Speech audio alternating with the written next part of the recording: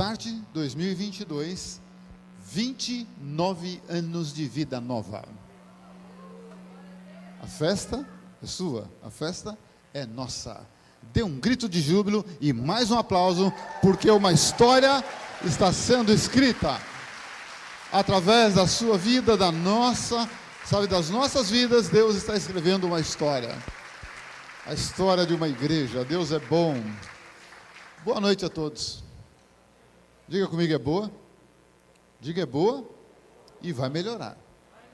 Sabe por quê? Porque todos nós estamos debaixo do poder, da graça e do amor do nosso Pai. Então, é só de glória em glória. Lutando, sim, mas vencendo também. Amém? Dá um abraço na pessoa do seu lado, né? E se você está sozinho, dá um abraço em você mesmo, que você merece um abraço. E glória a Deus por estarmos aqui nessa noite, né?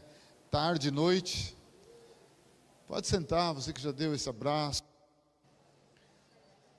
Está tudo bem com você, meu irmão? Tudo bem com você, minha irmã? Sim ou não? Sim? Qual é a tua expectativa para a semana que começa hoje? Bênção? Acho que só eles ali, né? Você está com uma expectativa para essa semana que começa hoje? Sim ou não? Irmão, já é difícil ouvir com a máscara, né? Então, se falar um pouquinho baixo, a gente não entende nada.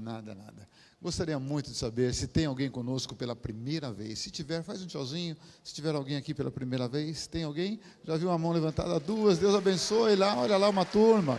Deus abençoe, queridos. Aqui também, ó. Deus abençoe. Aqui, olha. Glória a Deus. Alguém desse lado aí? Não. Olha, sejam bem-vindos no nome de Jesus. Vocês também são motivo de alegria para a nossa festa e para a nossa própria alegria, né? Sejam bem-vindos. E aqui, como eu sempre falo, uma coisa que não é brincadeira, é verdade, a gente laça. E aperta o laço e não quer soltar. Mas o nosso desejo é que vocês gostem, fiquem à vontade. Aqui é a casa do Pai e que vocês voltem mais vezes. E aí em casa, tem alguém pela primeira vez, ou talvez a segunda? Se tiver, mande recado. É a minha primeira, segunda vez, nós queremos entrar em contato com você. É uma alegria poder estar na tua casa, uma alegria poder falar com você também, aí dentro da sua casa. Vamos juntos, celebramos e agora vamos juntos para a palavra de Deus. Pai, no nome de Jesus, nós precisamos de uma revelação, nós precisamos de uma porção da tua palavra nessa noite.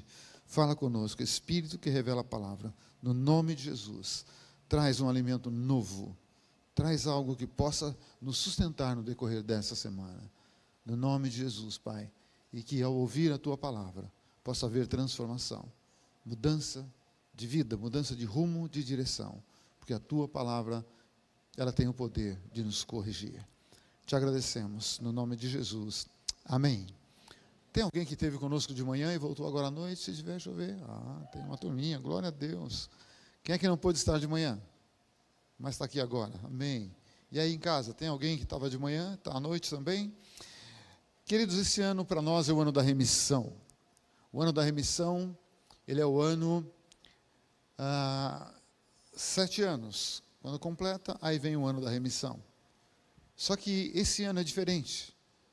São 7 vezes 7 anos. Nós estamos no 50º ano. Então, ele não é somente o ano da remissão, ele é o jubileu da remissão. No calendário judaico, eles começaram em setembro. O calendário deles é diferente do nosso, e eles ainda estão vivendo e vão viver aí até setembro, outubro, porque o calendário deles muda, né? Não é igualzinho o nosso, os dias estão certos, não. Mas, como nós também somos descendentes de Abraão, e a Bíblia diz que nós somos herdeiros da promessa, então para nós também cabe o direito de estar dentro do ano da remissão. E o ano da remissão é um ano onde o povo, ele vive, diretamente na dependência de Deus. E até Deus fala, é um ano que vocês não vão plantar e tal. É um ano onde as dívidas são perdoadas. E Deus nos ensina, né, o perdão através disso, uma atitude de perdão. Não só uma palavra, mas uma atitude. Então, há uma expectativa no meu coração, e quando Deus colocou essa meta, esse alvo, para nós estarmos vivendo em 2022, o ano da remissão. Sabe, para mim foi algo muito marcante. Falei, Deus, há uma expectativa no meu coração. Porque remissão, ela na verdade, ela traz muitas coisas envolvidas nessa remissão. E uma delas é o ano da restituição, é o ano onde o ensino de Deus ele é mais profundo, é o ano onde nós vamos experimentar os milagres de Deus, porque é o ano quando nós estamos na dependência de Deus e há um envolvimento maior de Deus para com o seu povo. E de manhã eu estava comentando, vou só dar uma palhinha rapidinha, né? Eu estava falando de como Deus é poderoso e como a Bíblia fala do final dos tempos. Né? Nós lemos 2 Pedro e também o livro de Mateus. E no livro de Mateus ele fala, olha, tudo vai passar. Tudo. Os céus, os elementos se desfarão, essa terra, tudo vai passar. E vai chegar a hora que isso vai acontecer. Mas uma coisa Deus diz, a minha palavra não passará. Tudo passa, mas a palavra de Deus não passa.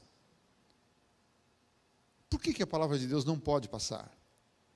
Porque antes de existir tudo que nós conhecemos, eu sou criacionista. Eu creio na evolução pós-criação. Há uma evolução na tecnologia, há uma evolução em algumas áreas da vida, mas pós-criação. Alguém começou tudo isso. Porque antes, diz a palavra, que existia o nada. De manhã eu fiz uma pergunta e vou repetir. O que é o nada para você? Define o nada para mim. Nada é nada. Como assim nada é nada? Não dá para explicar o nada. Mas a Bíblia diz que o que tinha antes era o nada. Mas Deus sempre existiu. Então, na verdade, não era nada. Deus sempre existiu. E Deus criou todas as coisas que nós conhecemos, não conhecemos, que nós podemos ver, que não podemos ver. Deus criou tudo com o poder da palavra. Porque quando Deus fala, Ele não está simplesmente dizendo alguma coisa, criando uma frase, não. Quando Ele fala, Ele está construindo alguma coisa. A palavra dEle é um poder de criação. Então Ele fala e já cria, haja, ouve, haja, tal. Quando Deus fala, Ele está construindo. Então Ele tirou tudo de dentro dEle e tudo passa a existir, do nada. E eu até pensei, quantas vezes nós perdemos na vida? Porque eu tenho uma notícia que você já sabe, né? Você não vai ganhar todas. Fica bravo comigo, não estou profetizando, mas é uma realidade. Nós não vamos ganhar todas. Algumas nós vamos empatar, e outras nós vamos perder. E existem momentos na vida que Deus nos leva a conhecer um pouco do nada. Não que a gente fica sem nada, mas você perde talvez aquilo que você mais deseja, aquilo que você mais tinha, mais gostava, perdão. Perdeu, a gente perde, porque a vida é assim. A vida ela é dinâmica e vai acontecendo. Acontece coisas que você quer, que você não quer, que eu quero, que eu não quero, que eu gosto, que eu não gosto, mas acontece. E normalmente Deus usa o nada para o recomeço. Para Deus, o nada não faz nada, não faz nenhuma diferença. Ele sabe o que é o nada, aliás, foi Ele que criou o nada. E Ele sabe se mover no nada. Ele sabe sair do nada. E existem momentos que Ele vai permitir com que eu e você possamos conhecer um pouco do nada. Eu já disse, eu estou só fazendo uma pequena abertura, relembrando um pouquinho. Quando nós começamos a vida nova, foi talvez um dos piores momentos da nossa vida. Financeiramente, com certeza o pior. Nós não tínhamos nada. O carro, não tinha carro. Quando eu comprei o carro, eu comprei um Fiatzinho 147. E naquela época a gente ia uma turma na igreja, era um Fiatzinho bonitinho. Bonitinho, mas sem vergonha, irmão. Fraquinho. A gente ia muito para Jundiaí, na casa dos pais da Erleide. E quando saía a turma da igreja, ou eu saía primeiro, ou eu sabia que ia chegar uma hora depois. Porque ele não... É tranquilo, é mineirinho, vai na toada dele. E eu disse para Deus, Senhor, por que o Senhor faz isso? Por que o Senhor me chama para começar algo que eu nem sei como funciona, nunca fui pastor, não tinha experiência de pastor, e também não tinha, assim, muitos anos de convertido, nada. Eu não nasci num lar evangélico, não fui nenhum ex-bandido, mas eu era uma pessoa normal, não conhecia, nunca tinha pego numa Bíblia, falei, agora o Senhor chama a gente, e chama no pior momento da vida. quando nós não tínhamos condições de comprar uma cadeira. Por quê? Por que o senhor faz assim? E eu perguntei, e Deus respondeu. Deus falou, sabe por quê? Porque eu não confio em você. Irmão, aquele zoinho arregalado do Zap era o meu. Como assim? Então, como o senhor me chama se o senhor não confia em mim? Ele diz, não, porque eu confio em mim, não em você. Enquanto você depender de mim e olhar para mim, eu estou com você. Eu te abençoo, eu cuido de você, e não te falta nada. Nada.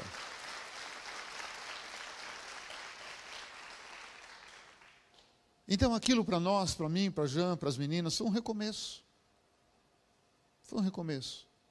E eu olho hoje, vamos falar só daqui, da Moca, não das outras Vida Nova, mas só daqui. Eu falo, Deus, quem começou na sala de casa, com um grupo pequeno, Malena está aí? Malena fazia parte do nosso grupo de estudo de João, né, irmão? Malena, Miro. Depois nós fomos para o salãozinho pequenininho, sem condições financeiras nenhuma. E olha hoje. Tinha gente que pensava, não, eu viajava muito nos Estados Unidos, nós abrimos 2 igrejas nos Estados Unidos, estão lá até hoje. Eu viajava muito para lá, e eles pensavam, mas você traz dinheiro de lá. Nunca trouxe dólar da igreja de lá para cá. Nunca. Era Deus que fazia a obra e sempre fez. Olha hoje, o que Deus fez? Sou alguma coisa? Não. Entendo como o profeta Isaías diz que eu sou menos do que nada. Não é que eu sou nada, eu sou menos. É o que a Bíblia fala do ser humano. Nós somos assim. Mas enquanto nós estivermos dependendo de Deus, Deus nos abençoa, Deus nos ensina, Deus corrige porque Ele ama, Deus perdoa os pecados. E Deus sempre tem um recomeço para nós. Sempre. Então a vida é assim. E essa foi a palavra de manhã. Você tem alguns exemplos que Deus também perde. Eu pensava que Deus não perdia nada. Deus nunca perdeu nada. Deus perdeu. Os primeiros filhos que Ele criou, que Ele formou, Ele perdeu. E olha que Ele cuidava deles direitinho. Todos os dias conversava com Adão e Eva. Perdeu. Uma geração inteira. A geração de Noé. Perdeu. Os peixes, os animais, as aves, tudo foi perdido. Deus perdeu. A geração de Moisés, Deus falou, de 20 anos para baixo, continua comigo. De 20 anos para cima, não entra na terra que eu vou dar. Perdeu uma geração inteira. Deus também perde. Então Ele sabe o que é perder. Ele sabe como eu fico, como você fica, quando nós perdemos algumas coisas. Ele sabe. Mas se nós estivermos realmente firmes com Ele, e se houver em nós um espírito diferente, o que é um espírito diferente? Eu já preguei isso a semana retrasada. Como houve em Caleb e Josué, 12 foram olhar e espiar a mesma terra, 10 voltaram com uma palavra, 2 voltaram com uma palavra totalmente diferente. E diz a Bíblia no livro de Números, porque naqueles 2 havia um espírito diferente. Mas não era o mesmo espírito que agia nos outros? Era. Todos nós temos o mesmo espírito, o Espírito Santo. Mas quando ele entra em mim, quando ele entra em você, cabe a mim abrir a porta do meu coração e deixar ele entrar. Porque lá em Apocalipse, se eu não me engano, no capítulo 5, quando diz, eis que estou à porta e bato, se você abrir o seu coração, eu vou entrar e cear com você e você ceia comigo. Nós usamos isso para evangelismo, está errado? Não, está certo, mas ali Deus estava falando para a igreja. É uma das 7 igrejas. Então Deus estava falando comigo e com você. Eu já entrei. Agora abre o seu coração, deixa eu entrar e tratar nas suas emoções, nos seus sentimentos. Deixa eu tratar aí, porque eu preciso, eu quero tratar aí. Porque, querido, uma alma desequilibrada é uma boca que Satanás vai usar muito. Então Deus precisa tratar nos meus sentimentos, nas minhas emoções. Como diz o Roberto Carlos, são tantas emoções, mas algumas são tão ruins que Ele precisa tratar. E se eu der espaço, Ele vai tratar. Ele vai me curar, Ele vai nos curar. E aí o meu espírito passa a ser diferente. Porque você que é convertido, você tem 2 espíritos. O Espírito Santo está dentro de você. E o seu espírito, que é o espírito humano. Quanto mais o Espírito Santo ele habita junto com o seu espírito, aí é a morada dele no seu corpo. Quanto mais você dá liberdade, mais Ele vai te ensinar, mais Ele vai tratar, mais Ele vai curar, mais Ele vai te dar uma renovação espiritual. Aquilo que o salmista fala no Salmo 103. Quando Deus pega a águia, leva a águia no mais alto penhasco, que ali Ele trata dela numa renovação. Cai as garras, o bico, as penas, mas ela é renovada. Então Deus quer renovar o meu espírito, a minha alma e o meu corpo. Vai doer? Vai. Mas eu tenho convicção, eu estou no lugar alto, e Deus está me tratando, Deus está me restaurando. Ele restaura o meu espírito, a minha alma e o meu corpo. E eu creio que eu estou nesse processo. É fácil? Não. Mas é tão bom, porque eu sei o que vai acontecer depois. E agora eu quero dizer a você, quero compartilhar uma palavra dizendo como as pessoas perdem coisas. Como? Alguém perde porque quer? Não. Mas eu vou mostrar para você na palavra 3 razões, 3 motivos que nós perdemos as coisas. Que nós deixamos de ter as coisas. Coisas materiais, coisas sentimentais, coisas espirituais. Coloca para mim 2022, o ano de viver os milagres de Deus. É o ano da remissão.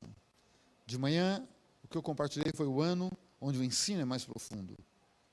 Para ter milagres e ter coisas a mais de Deus, Deus primeiro vai ensinar, para depois dar. As promessas da Bíblia, todas elas, elas não são soltas. Elas são condicionadas. Agiu assim? Beleza, está assim. Não tem um pensamento equivocado com relação à palavra de Deus. Onde nós falamos, Deus é fiel, eu posso ser infiel. Não. Se você for estudar o contexto onde a palavra diz que Deus é fiel, ela está dizendo Deus é fiel à palavra dele. Deus não é fiel à minha infidelidade. É por isso que Deus nos ensina, nos corrige. Então, para mudar a nossa história, para nos abençoar, Deus primeiro vai corrigir o rumo. Na conversão há milagres. Logo há uma mudança. Mas depois, Deus começa a olhar e falar, ei filho, vamos crescer? Ei filha, vamos crescer? Vamos. Que agora você tem um novo princípio de vida. E esse novo princípio tem que gerar um novo estilo de vida. Quem matava, não mate mais. Quem roubava, não roube mais. Quem adulterava, não adultera mais. Esse é o princípio. Porque o evangelho que transforma é evangelho. O que não transforma, não é evangelho. Pode ser uma bela filosofia, mas não é evangelho. Então, para viver os milagres de Deus, eu preciso entender o que Deus quer fazer, como Deus fará. Eu preciso entender essas coisas. Então, para viver, um milagre, os milagres de Deus esse ano, eu preciso estar preparado, entender a situação, a minha situação. Primeira situação que eu quero pensar com você, aquele que nasceu pobre. Situação, aquela pessoa que nasceu pobre. Quando eu falo de pobreza, eu não estou falando somente de pobreza material. Não é isso. Existe a pobreza material, existe a pobreza espiritual, existe a pobreza emocional. Estou me fazendo entender? Está tudo bem? Eu vou tentar resumir aqui falando um pouquinho da pobreza material. Mas lembra disso, existem pessoas que nascem em situações terríveis, em condições religiosas terríveis. Essa pessoa, infelizmente, ela nasceu pobre espiritualmente falando. Eu nunca esqueço quando eu fui tratar com uma senhora, mãe de santo, e quando eu disse a ela a verdade, que ela estava enganada. Olha, queridos, eu não estou aqui para falar mal de religião não, hein? Não leva para esse lado. Aliás, o meu conceito de religião é assim, nenhuma religião, nem a minha, vai salvar ninguém. Porque a religião está numa pessoa, a salvação está numa pessoa e não na religião. Mas quando uma pessoa nasce debaixo de um engano, como essa mãe de santo que foi me buscar na igreja, quando nós estávamos na Rua Natal, uma senhora com mais de 60 anos, eu falei, nossa, ela é velha. E hoje, olha eu. Não, ela era uma idosa. Velha é bancada, velho é o diabo, né, irmão? Velho, usado, ultrapassado, amassado. Nós não. Nós somos experientes. Estamos há mais tempo na terra. Amém? E não é o cabelo branco, é o cabelo prateado.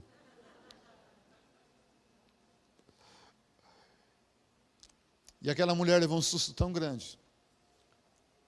Quando eu disse a ela, a senhora não serve a Deus. Ela falou, pastor, o senhor está enganado. Eu sirvo a Deus. Eu falei, não, a senhora não serve a Deus. Eu falei, quer fazer um teste? Sua filha está aqui. Posso orar e pedir para todas as entidades que a senhora serve, baixar e falar o que eles querem fazer com a senhora? Ela falou, pode. Eu falei para a menina, você fica aí. Você não vai receber nada, só ela. E quando ela recebeu, todos eles falaram a mesma coisa. Nós vamos acabar com ela, como nós estamos acabando com a família dela. O filho já está nas drogas, a filha que está aí, ó, emocionalmente, relacionamento destruído. Acabei com o casamento, acabei com tudo. Vou acabar com ela também. Resumindo a história para encurtar, quando eu expulsei todos elas, a mulher voltou ao normal. O que aconteceu? O que aconteceu? Eu falei, não, o que aconteceu? Não sou eu que vou falar, é a sua filha que vai falar. Quando a moça começou a falar, ela levou um susto. Um susto. Porque aquela mulher, eu não sei se ela está viva ou morta, aquela mulher tinha um coração sincero, mas estava sendo enganada.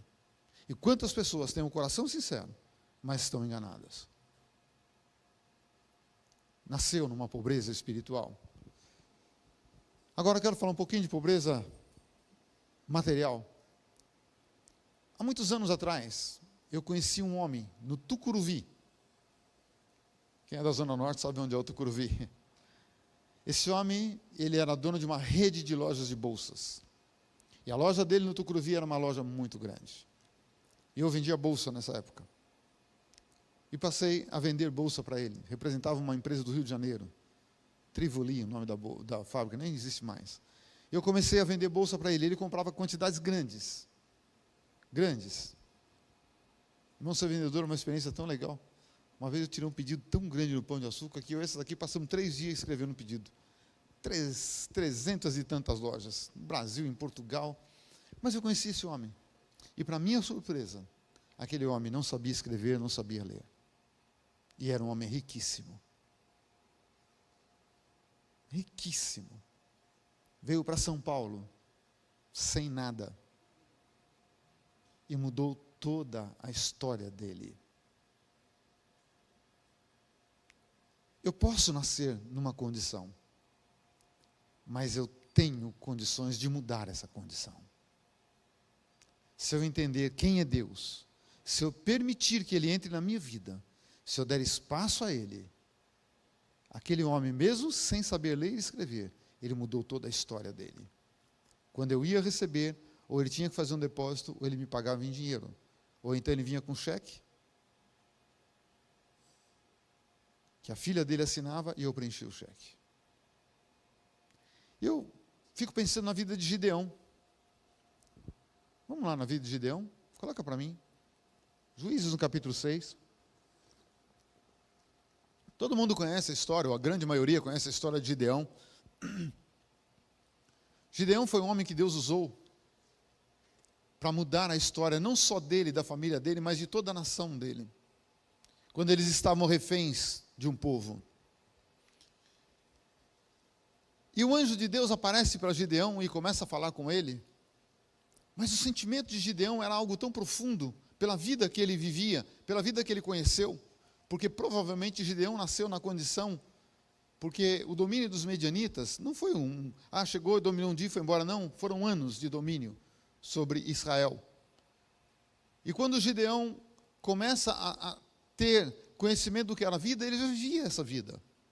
Uma vida de opressão, uma vida de não poder ter nada, uma vida de ter alguma coisa, o medianita vem e tira dele, e ele não podia falar nada, não podia fazer nada. E quando o anjo vem e diz para ele, ei, Deus vai te usar para libertar Israel desse povo, para dar uma outra situação de vida para você, sua família e para todo esse povo. E aí começa essa conversa. E Gideão disse, né? E ele disse, aí Gideão disse, ai meu Senhor, Senhor meu, como livrarei Israel? Como é que eu vou livrar a minha nação da mão dos medianitas? Eles são muito mais fortes do que nós. Nós não temos mais exército, nós somos totalmente derrotados. Como que a gente vai acontecer isso? Ele diz, o Senhor diz que eu farei isso? Eu?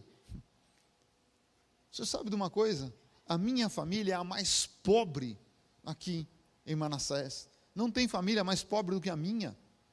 E eu sou menor da casa do meu pai. Não tenho experiência de nada.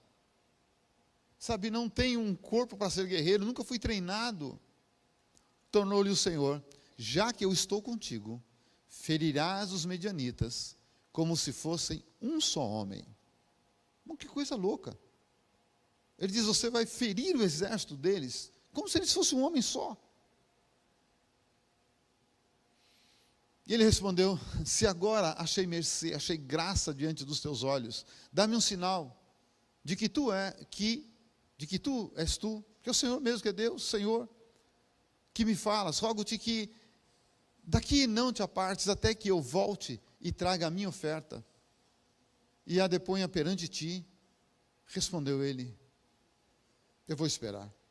Vai, porque eu vou esperar. Tem mais alguma coisa? Ou não? Deixa eu conferir aqui no meu. Não, é só até aí. Sabe, querido, olha a situação desse homem. Olha o que a vida fez na cabeça desse jovem homem. Ele achou que ele não tinha possibilidade nenhuma. Porque para ele era só um nada. Ele nasceu assim. E o pouco que ele tinha que tomar muito cuidado para não perder, para que não tomasse dele. Ele nasceu nessa situação. E quantas vezes nós olhamos para a nossa própria vida e nós estamos como Gideão: a minha condição. Sabe, para mim não dá, isso não dá, aquilo não dá. Isso é muita areia para o meu caminhãozinho, não tem como, não tem como. E nós criamos uma barreira dentro de nós. O não dá, é impossível, não tem como. A minha vida não vai mudar. E a conversa dele com o anjo foi um pouquinho além. Ele disse: Senhor, eu ouvi tanta história dos meus pais, dos meus avós, falaram tantas coisas que Deus fez lá no Egito, mas cadê ele? Onde foi esse Deus? Porque hoje eu não conheço esse Deus, eu não vejo nada que ele faz, nada. A única coisa que eu sei é a opressão dos medianitas. A única coisa que eu sei é que quando eu tenho que trabalhar o meu trigo, o pouquinho de trigo que eu tenho que ir para o lugar que não é o lugar de malhar trigo. Eu tenho que ir para o lagar, é o lugar onde pisa uva, porque é pequenininho, é escondidinho. O medianita não vai ver, ele não vai me tomar o pouco que eu tenho. Isso é a minha vida. Eu quero dizer a você: ei, começa a tirar esse complexo de Gideão da sua cabeça. Abre os seus olhos, abre a sua mente. Começa a olhar além das possibilidades. Porque se nós andamos por fé e não por vista, eu não posso olhar somente aquilo que meus olhos naturais estão enxergando. Porque isso é limitador demais. Porque eu não consigo enxergar o que está do outro lado da parede. Eu sei o que tem lá, que é o supermercado, que tem mercadoria, que tem gente, mas eu não enxergo aquilo lá. Mas tem. Existe algo que está além da sua visão natural. Você não vê, mas existe algo que está além daquilo que você não vê. Ou eu aprendo a andar por fé e não por aquilo que eu vejo, ou então eu não saio do lugar. Desculpa a pequena comparação, sempre serei um crente galinha. Cisca, destrói tudo que está ao seu redor e nunca sai da condição de galinha. Eu preciso acreditar que o Deus que nós servimos, que o Espírito que está dentro de nós, Ele é poderoso para fazer além do que eu penso, além do que eu vejo, além do que eu imagino, além do que eu posso pedir. Eu tenho que aprender a andar no sobrenatural de Deus, que é normalmente anormal. Nós nos acostumamos tanto com essa vida que nós chamamos de normal, que para nós um milagre é tão grande, é tão impossível, é tão sobrenatural, que é difícil para que eu possa experimentar isso. Não é difícil, é fácil. Deixa o Espírito que está em você agir em você e produzir em você um espírito diferente. Aí sim, você supera toda a síndrome de Gideão. Tudo aquilo que está dentro de você, você supera. A sua mente é um fator limitador muito grande. muito grande, irmão. Abre a sua visão, a sua mente, o seu coração. Abre. E começa a falar: Deus, eu quero experimentar isto. Eu preciso viver isto. Não acostume com o normal desse mundo. Não acostume. E eu penso que por isso Deus muitas vezes provoca algo sobrenatural em nós. Ele começa a tirar coisas que nos levam a uma autoconfiança. Você sabe que você, quando tenta buscar tudo aquilo que você vai criar uma segurança para o futuro, você vai criar uma autodependência, Deus vai cortar, porque Ele vai nos ensinar a depender dEle. Então, muitas vezes Ele permite o nada, para que nós possamos entender como Ele vai agir. Muitas vezes Ele permite a perda, para que realmente possamos ter um recomeço. Eu coloquei uma frase, por favor, coloca para mim, Márcio. Não sei se é o Márcio, quem é que está ali em cima, acho que não é o Márcio. Sua vitória não tem nada a ver com o que você tem, e sim com quem você está. Guarda isso. Sua vitória não tem nada a ver com o que você tem, mas com quem você está. Aquieta o teu coração. Deus te dará tudo o que você precisa para vencer. Gideão diz: eu não tenho nada, minha família é pobre, eu sou o menor, eu não tenho nada. Deus diz: ei, Gideão, escuta aqui, você que é um Gideão aqui, como é que é o feminino de Gideão? Gideoa? Gideã. Então, todo Gideão e toda Gideã. A sua vitória não está naquilo que você tem, não depende do que você tem, depende de quem anda com você. E Deus anda com você, Deus está dentro de você através do Espírito Santo. Então Ele é que te dá condições de superar. Não olhe o lugar onde você nasceu, não olhe a sua família, nesse sentido quero dizer, não olhe para isso. Tenha ousadia de alçar voos mais alto com Deus, não se limita. Porque, querido, quando você se limita, as pessoas que estão ao seu redor, e aqui principalmente para os pastores, pastor, sabe, o corpo não cresce mais do que a cabeça, porque isso é uma anormalidade. Entenda o que eu vou falar agora, hein? Não é arrogância, não, mas ou nós pastores aprendemos a ser maior do que a igreja, ou nós vamos limitar o crescimento da igreja. Deu para entender isso? Se a Igreja Vida Nova tem essa medida hoje, ou a minha cabeça é maior do que essa medida, eu limito a igreja nessa medida. Eu preciso aprender a estar além. É fácil? Não, porque eu sou humano. Eu tenho a síndrome de Gideão também, e muitas vezes eu preciso lutar com essas minhas limitações. Mas eu preciso me dispor. Você que é um empresário, você que é dono de uma empresa, a sua vida, a sua cabeça, o seu eu tem que ser maior do que a sua empresa. Não importa o tamanho dela. Porque senão você limita o crescimento da sua empresa. Ousa acreditar que você como empresário, você pode ir além. Pense assim. Você que é um executivo, você que é um profissional liberal, você também tem que pensar assim. O seu cargo, ele é menor do que você. E você tem que ser maior do que ele. Porque tem muita gente de olho em você. E você pode saber, o mundo empresarial é assim, quando ele percebe um bom executivo, ele vai tirar ele de lá. Não importa. Porque, querido, aprenda uma coisa, né? Quem é empresário sabe disso. Não tem salário baixo ou salário alto. Não existe isso. Depende da produtividade da pessoa. Não o quanto ela ganha. Então você que é funcionário, aprenda a mudar um pouquinho a sua mente de funcionário. O que você ganha, se você não produz, não importa se você ganha R$100, é caro demais para a empresa. Mas quando você produz, quero liberar uma palavra profética, R$20 mil para você é barato demais para a sua empresa.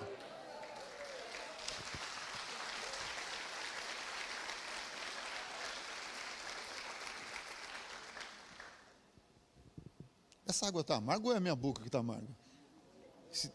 Hã? É o álcool. Por isso que eu já estou alegre aqui.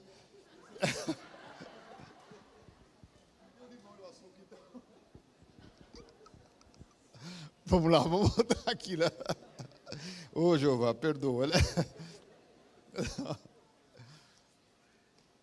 Então, querido, eu preciso entender isso e tentar falar, Deus, não, o Senhor tem algo a mais na minha vida. Eu não posso ser a mesma pessoa. Irmão, desculpe, eu amo a minha cidade, eu amo o estado que eu nasci, a condição onde eu nasci, eu amo, gosto de ir lá. Faz um tempo que eu não vou lá no meu Fine Gold, mas eu tenho que ir logo para lá, na minha terra, passear, andar naquele lugar lá. Mas, irmão, eu não posso ficar limitado. Né? Nas malhadas de onde Deus me tirou, eu não posso voltar lá e falar, Deus, eu tinha um sonho, falava isso para a Joana, tenho um sonho de quando eu parar de trabalhar, voltar para Ouro Fino. Irmão, hoje eu não passo a noite lá. Falei, como é que o povo aguenta viver aqui? Não é nesse negócio tranquilo, parece que não muda nada. Não, tem que acontecer algo. Deus tem que produzir em nós uma inquietação, para que eu possa crescer. Segunda condição, Jeová, tem uns 7 minutos só. Segunda condição, querido, vamos lá. Obrigado, Moisés. Vamos lá. Obrigado, querido.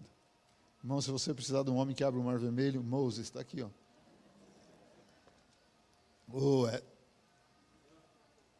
Melhorou. Segunda situação é quando você decide ficar sem nada.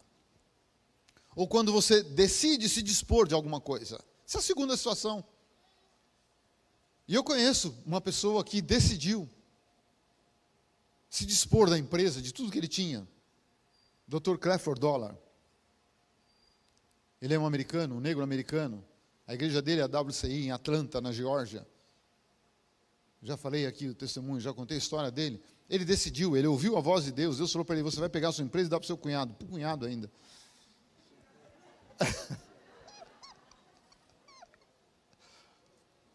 E você vai me servir. E ele tinha uma boa vida. Era um bom empresário. Estava tudo bem, tinha dinheiro, estava tudo bem. Ele ouviu a voz de Deus e falou, eu vou obedecer. E foi lá e entregou a empresa para o cunhado. Falou, está aqui, é sua. Ele falou, mas não vou te dar nada. Ele falou, não, é sua. Estou semeando na sua vida. Deus mandou semear na sua vida. Ele decidiu isso. E ele começa uma igreja, irmão. Quantos aqui já ouviram essa história assim? Não adianta o processo. Quem não ouviu? Ixi, a maioria. Então vamos lá. E ele dá a empresa para o cunhado. E ele começa uma igreja. Porque Deus mandou ele começar. Ele era cristão, mas também não queria ser pastor, queria ser empresário. E ele começa a igreja. E o tempo passa, e ele tinha ainda uma reserva. E o tempo passou, e a igreja não saía daquilo.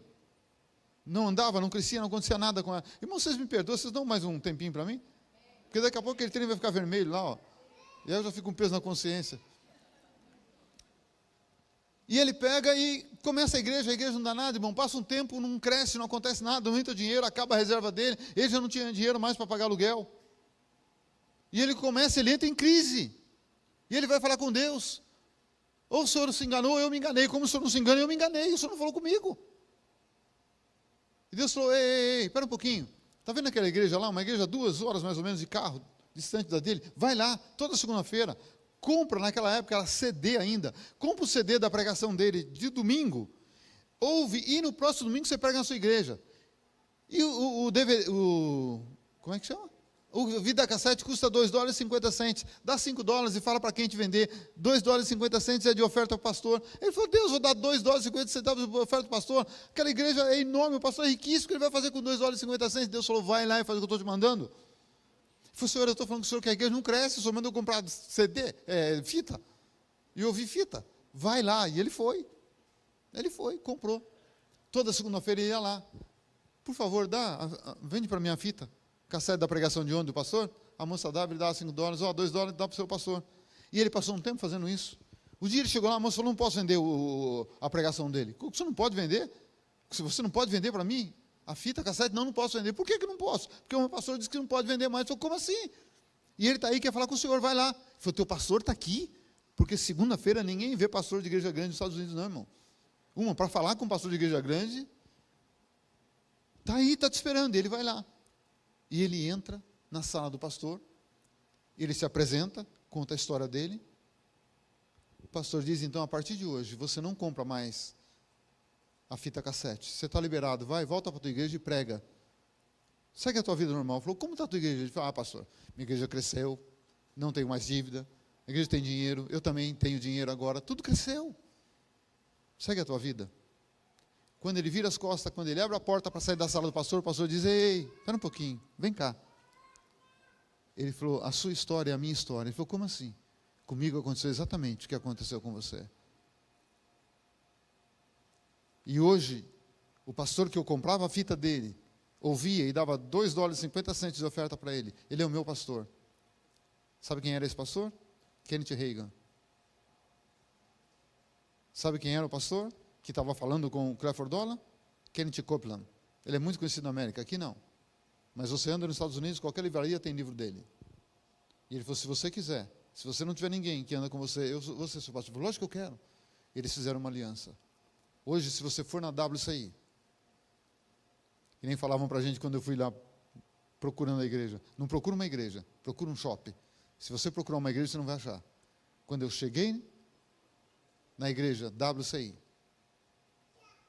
você conhece o shopping Tietê, né? Conhece? Quem mora em São Paulo conhece. Conhece o Lar Center, com estacionamento e tudo. Então, querido irmão, ele tem 4 complexos daquele lá. O primeiro complexo é só a parte do escritório. Estou falando para você, Shopping Tietê e Lar Center junto. Center Lar? Center Norte, perdão, queridos. Perdão, o Tietê lá para frente, é isso? O Center Norte. A parte administrativa, são 2 complexos desses. A parte da igreja, 2 complexos desses. O ginásio do Ibirapuera, lá cabem 20 mil pessoas sentadas. O ginásio do Ibirapuera é de primeiro mundo. Ele tem, o culto dele é transmitido ao vivo. A parte de educação fundamental, 2 complexos. A parte de educação religiosa, 2 complexos. Simplesmente porque ele acreditou. Você acha que é fácil acreditar na palavra de Deus nesse sentido? Não. Não. Mas o Clifford Dolan também é um camarada maluco. Uma vez ele estava no banco, quando ele estava no aperto financeiro, ele foi no banco, queria falar com a gerente, negociar a dívida e ver se conseguia empréstimo e tal. Não atenderam ele. E ele ficou sentado lá, o segurança falou, senta aí, espera, ela já vai te atender. Ele ficou sentado esperando o gerente, não lembro se era o gerente ou a gerente, atender. Demorou, e ele via gente entrando e saindo da sala do gerente. Ele ficou indignado com aquilo. Ele começou a falar, Deus, não é possível. Todo mundo passando na minha frente, e principalmente nos Estados Unidos, na América, ninguém fura a fila. Ele levantou, foi para o meio do banco, e sabe o que ele fez? Ele começou a orar em língua estranha alta, gritando, todo mundo começou a olhar para ele, que isso, camarada louco? O segurança foram nele, o senhor está louco, o senhor está fazendo? Para com isso, olha o tumulto no banco. Ele falou, ei, espera um pouquinho, eu preciso falar com o gerente, ele não me atende, se ele me atende, eu fui falar com quem me atende, está vendo? Agora está aqui, eu sei que eu vou para lá. E foi, conseguiu colocar dentro da sala do gerente. Irmão, existe a possibilidade de nós perdermos? Sim. Quando Deus pede, você obedece, é coisa de louco. Quer ver o que diz Jesus para os seus discípulos? Lucas, por favor, coloca para mim ali. Lucas 9. Também os enviou, Jesus envia os discípulos a pregar o reino de Deus e a curar os enfermos. E disse-lhes, nada leveis. Não leva nada para o caminho. Nem bordão, nem alforje, nem pão, nem dinheiro. Nem deveis ter 2 túnicas. Jesus disse para ele assim, ó. Só com a roupa de corpo. Mais nada. Vocês vão andar por aí só com a roupa do corpo. Jesus deixou eles no nada. Não leva uma sacolinha, não leva comida, não leva isso, não leva nada. Vai. Jesus tinha prazer em deixar eles no nada? Jesus queria deixá-los no nada? Não. Jesus queria ensinar todos eles a depender só dele. E muitas vezes Deus precisa fazer isso comigo e com você, para que possamos entender e aprender a depender totalmente dele, em todas as áreas da nossa vida, em todos os sentidos, em todos os momentos da nossa vida. Depender só dele. Eu vou correr um pouquinho, eu vou ler. Eu quero te convidar a ler isso, porque eu acho isso tão interessante, por isso eu não coloquei no telão. Gênesis 22.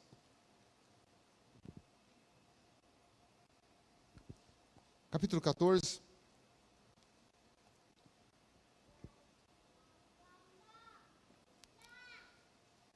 Quem achou, diga amém. Gênesis 22. Aqui enquanto você procura, Gênesis é facinho, irmão, primeiro livro da Bíblia, hein? Não acelera muito se você passa por cima. Aqui é o momento em que Deus pede Isaac a Abraão. É um momento muito especial. Versículo 13, né? Deus não quer o Isaac e Deus mostra para Abraão o cordeiro. Agora nós estamos no 14, tá? No 14, a Bíblia diz assim: e pôs Abraão por nome daquele lugar, o Senhor proverá. Daí dizer-se até o dia de hoje, no monte o Senhor proverá.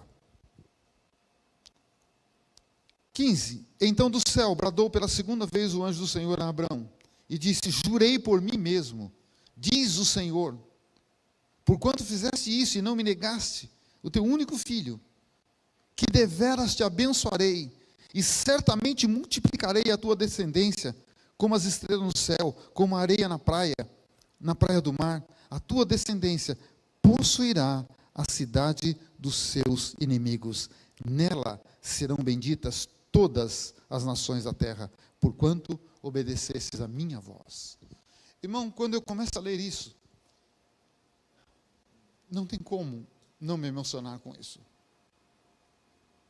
Você imagina Deus olhando para Abraão, dizendo: Abraão, ei, você não me negou o seu único filho, e porque você fez isso comigo, eu jurei.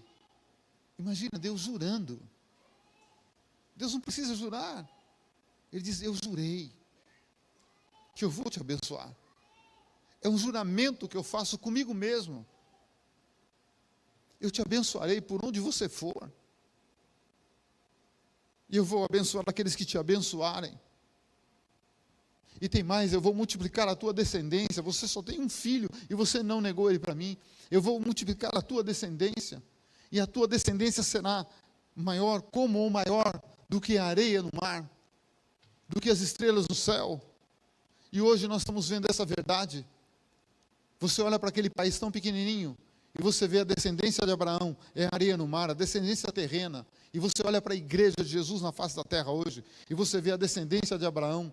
Quantos filhos da fé existem nas igrejas hoje? Nós somos a descendência espiritual de Abraão, as estrelas no céu.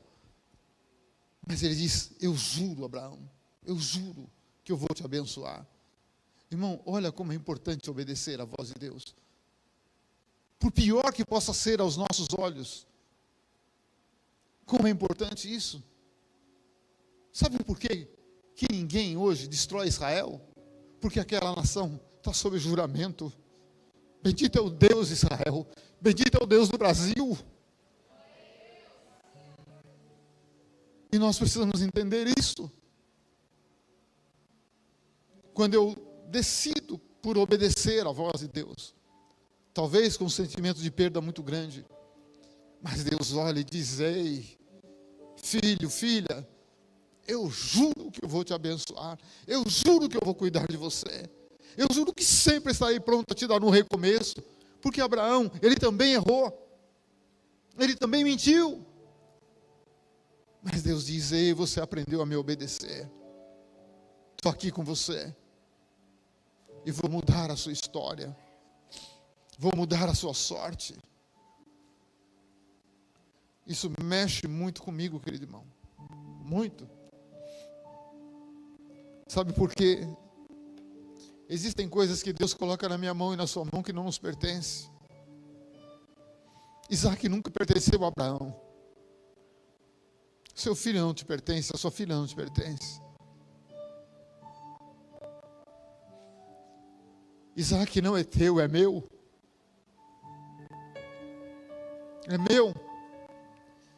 E voluntariamente você me entregou. E te juro, vou te abençoar muito e multiplicarei a tua descendência. Não tenta se apossar daquilo que não é seu, porque isso não será bênção em nenhuma área da vida. E Abraão entendeu claramente isso. Ele diz: eu não tinha filho, era impossível, porque a minha mulher era estéril, e a minha mulher já estava com 90 anos, mas o Senhor me deu, por um tempo, para cuidar dele. Mas a hora que o Senhor pedir de volta, eu te dou. Então Deus vai dar a você coisas que não são suas. E não é só filho, não, em todas as áreas da vida. A igreja não é minha. Muita gente falou, você está preparando a igreja para deixar? Cadê o Gilson aqui? Para deixar para o Gilson, para deixar para o Cristo, para deixar para a Vanessa? Não, a igreja não é minha. Isso aqui não é uma empresa. Isso aqui tem um dono, não sou eu. Eu não morri por você, não. E é Ele que decide com quem fica a igreja. Porque a igreja não é minha e muitas coisas que você tem não te pertencem. Por isso Deus nos ensina, agora não é a perder, não é a entregar, a devolver o que é dele. E a última coisa que eu quero compartilhar com você, querido, é quando você é forçado. A pessoa é obrigada a ficar sem nada ou dar aquilo que tem. E não é Deus que está pedindo agora, não. São situações da vida.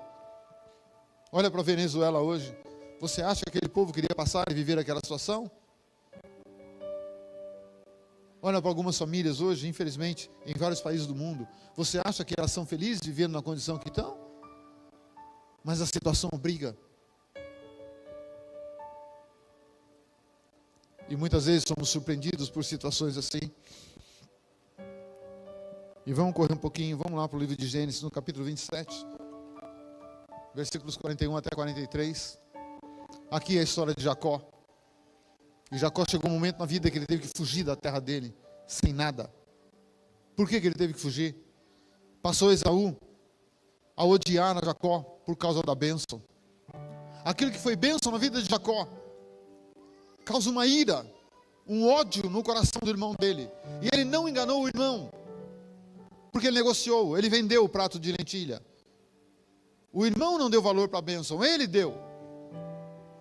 E quando o pai abençoa Jacó e não abençoa Esaú, isso gera um ódio no coração de Esaú. Por causa da bênção com que seu pai o tinha abençoado. E disse consigo mesmo, vem, próximos os dias de luto do meu pai vai morrer logo. Ele vai morrer logo. Então matarei Jacó. Olha o que estava no coração dele, matar o próprio irmão. Matarei Jacó, meu irmão. Chegaram aos ouvidos de Rebeca essas palavras de Esaú, seu filho mais velho. Ela, pois, mandou a chamar Jacó, seu filho mais moço. Ele disse, eis que Esaú, teu irmão, se consola a teu respeito, resolvendo te matar-te. Agora, pois, meu filho, ouve o que eu te digo. Retira-te para a casa de Labão, meu irmão, em Harã. Qual foi o conselho da mulher? Eu vou correr aqui agora, irmão. Qual foi o conselho da mãe para Jacó? Sai daqui, vai embora, porque teu irmão vai te matar. A ira dele, o ódio dele está muito grande, vai embora. Deixa tudo que você tem e vai embora. Sabe como Jacó saiu? Eu só vou citar aqui para vocês, talvez eles coloquem no telão, mas eu não vou ler. Gênesis 28, de 10 a 22, o texto é muito grande. Muito grande. Então não lerei esse texto. E ele é obrigado a ir embora. Ele foge da terra dele e vai embora para aquele lugar chamado Harã. E ali ele começa uma nova vida. Sabe o que ele levou? Nada. Nada, ele saiu com a roupa do corpo. Não tinha nada. E quando ele para no meio do caminho para dormir, ele deita num lugar. Foi ele que descobriu o hotel de muitas estrelas, não só de 5. Ele deita num lugar. E ele não tinha nada. Nem um travesseiro. Nem uma almofadinha. Ele pega uma pedra, põe e dorme com aquela pedra apoiando a cabeça dele. E quando ele acorda, ele leva um susto, porque à noite ele teve um sonho, uma visão, e ele vê uma escada, e ele vê anjos descendo e anjos subindo. E ele diz, esse lugar é muito especial, esse lugar é a casa de Deus, eu não sabia. E ele fala para Deus, se o Senhor for comigo nessa minha caminhada, eu começo uma nova jornada hoje, eu não tenho nada. Se o Senhor me der pão para alimento, se o Senhor me der roupa para vestir, o Senhor será meu Deus. E de tudo que o Senhor me der, eu vou te dar o dízimo. Não estou falando de dízimo agora não, estou falando do que ele falou. Porque ele aprendeu tudo que vem na minha mão vem de Deus. Tudo.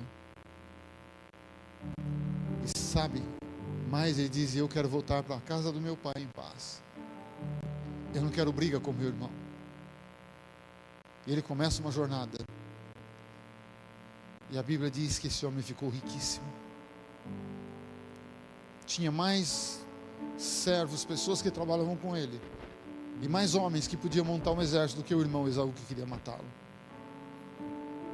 Mas quando ele volta para a terra dele, Deus já trabalhou no coração do irmão. E quando o irmão encontra com ele, eles se abraçam. Tudo que ele pediu para Deus, ele não tinha nada. A situação obrigou ele a fugir sem nada.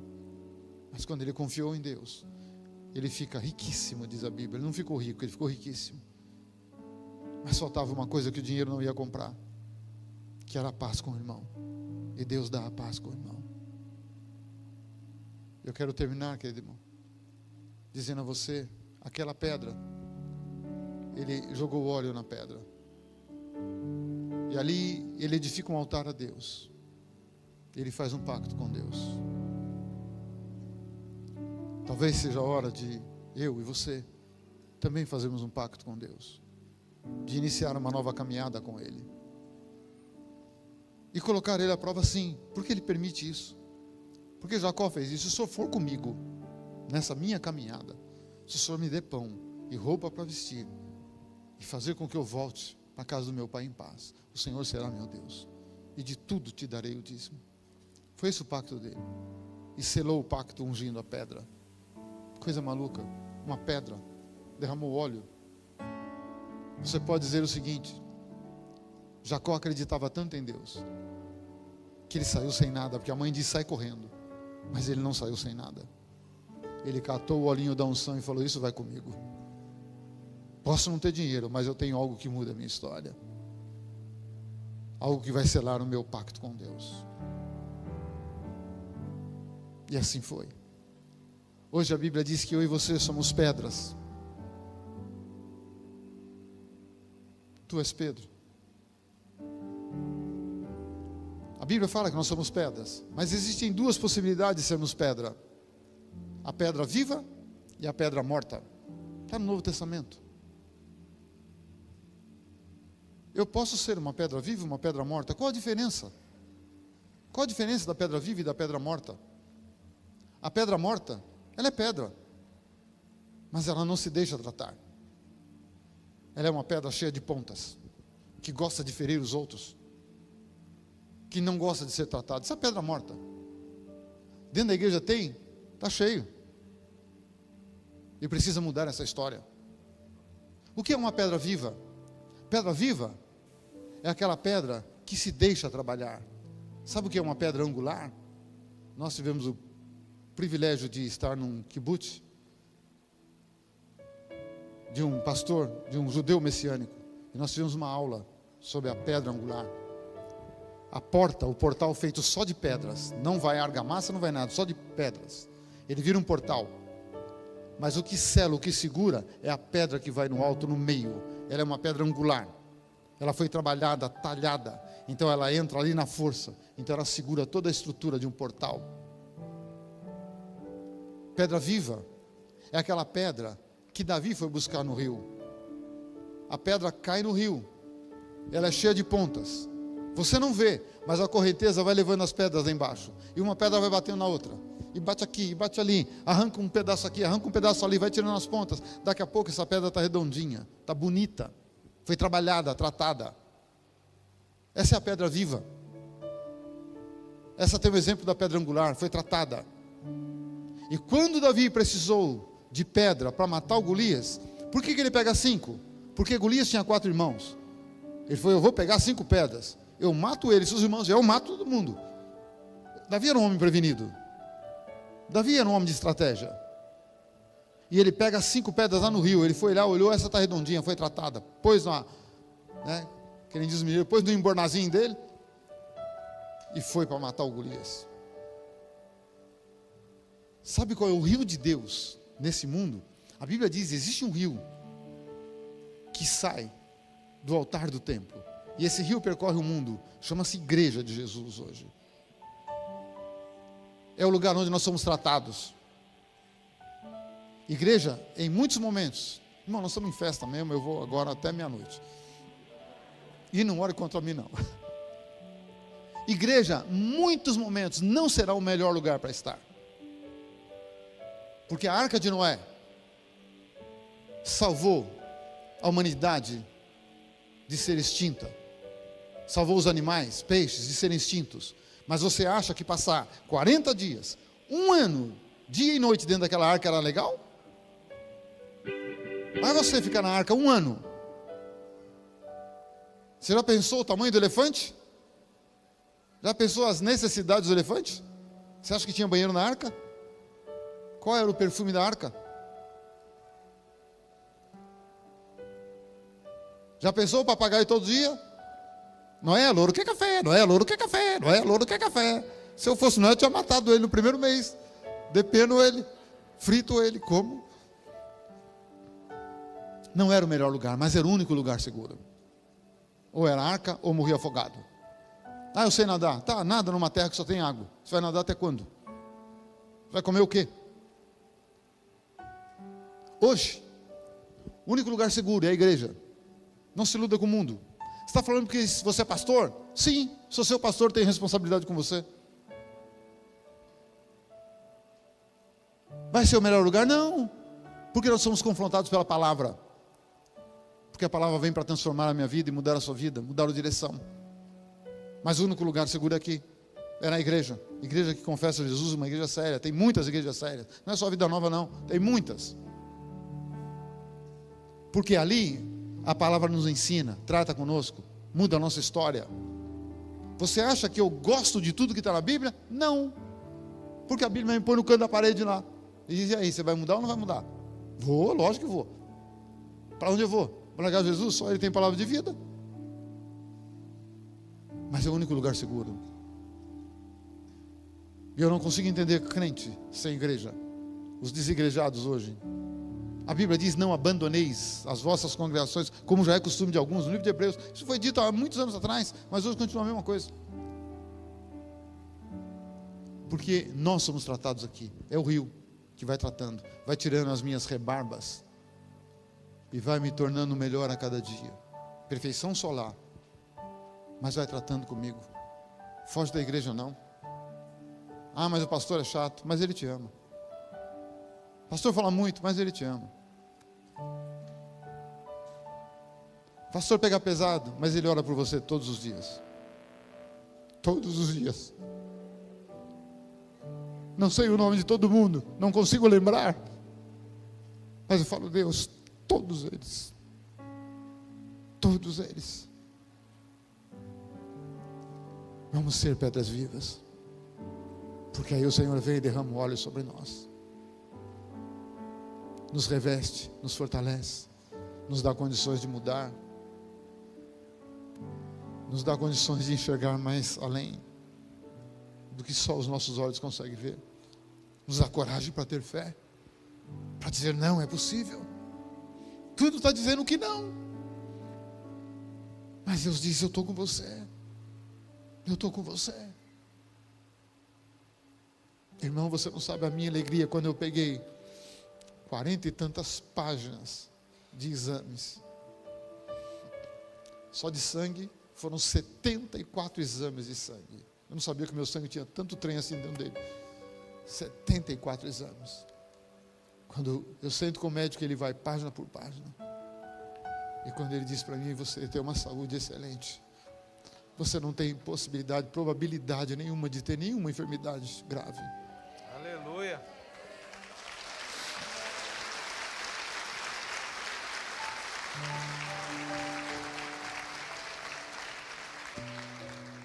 Ufa, que alívio. Porque eu sou como você, eu também tenho medo. Quando eu comecei a sentir dor na perna e os movimentos diminuindo, eu não sabia o que era. Mas hoje eu sei. E assim é na sua vida. Vamos confiar nele. Vamos deixá-lo tratar conosco. Porque Deus tem algo além para você. Muito mais do que você imagina. Os tempos são difíceis, nunca foi fácil. Mas Deus sempre vai estar do nosso lado e nos ajudar a vencer. Pai, no nome de Jesus. Muito obrigado, Pai, por esse momento tão especial. Obrigado, Deus, por 29 anos. Que o Senhor está escrevendo a história de uma igreja, de um povo. Um povo que o Senhor separou. Um povo que o Senhor vai levar para o céu. Um povo onde o Senhor vai nos ensinar a cada dia a superar as nossas lutas, as nossas limitações, as nossas imperfeições. O Senhor vai nos ajudar a superar tudo isto. Pai, como é bom andar com o Senhor. Como é bom poder confiar e saber que tem alguém poderoso e que nos ama tanto. Nos abençoa como igreja. Abençoa cada pessoa que está aqui, cada um que está em casa. E nos ensina a superar e a viver esse ano da remissão.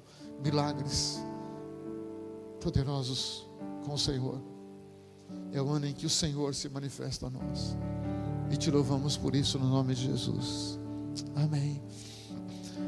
Parabéns, meu querido irmão, minha querida irmã, você que está aqui, você que está em casa, parabéns. Hoje a festa é sua, hoje a festa é nossa. 29 anos, sabe, de uma caminhada e onde Deus continua escrevendo a nossa história.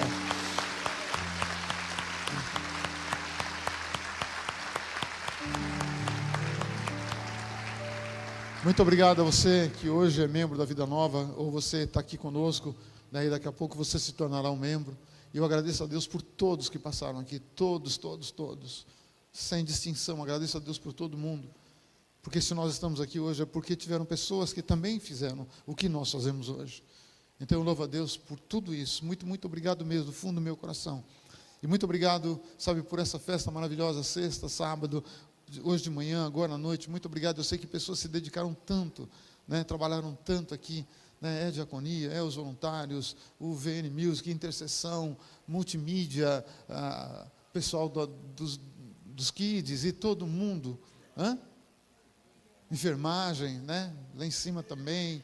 Todo mundo, obrigado, gente, obrigado mesmo. Só Deus para te recompensar. E Ele vai te recompensar de uma maneira poderosa no nome de Jesus. Aleluia, obrigado. Obrigado.